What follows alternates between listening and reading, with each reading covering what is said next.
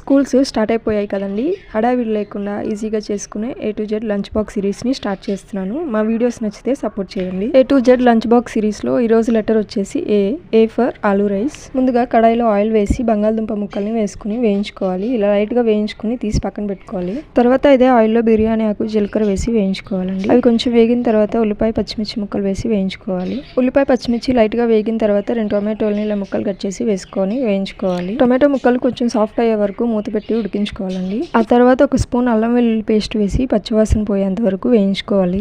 ఆ తర్వాత ముందుగా వేయించి పెట్టుకున్న బంగాళదుంప ముక్కల్ని వేసుకుని పసుపు, ఉప్పు, కారం, గరం మసాలా వేసుకుని బాగా కలుపుకోవాలి. ఈ మసాలాలన్నీ ముక్కలకి బాగా పట్టేటట్లుగా కలుపుకోవాలండి. ఇలా కలుపుకున్న తర్వాత ముందుగా ఉడికించిన రైస్ ని వేసి ఇలా గ్రేవీ అంతా రైస్ కి పట్టేటట్లుగా కలుపుకొని లాస్ట్ లో సన్నగా తరిగిన కొత్తిమీర వేసి ఇంకొకసారి మొత్తం కలిసేటట్లుగా కలుపుకొని స్టవ్ ఆఫ్ చేసుకోవటమే. ఇంతేనండి, చాలా టేస్టీగా ఉంటుంది. ఒకసారి ట్రై చేయండి. మరో లంచ్ బాక్స్ రెసిపీతో మళ్ళీ కలుస్తాను. థ్యాంక్ యూ అండి.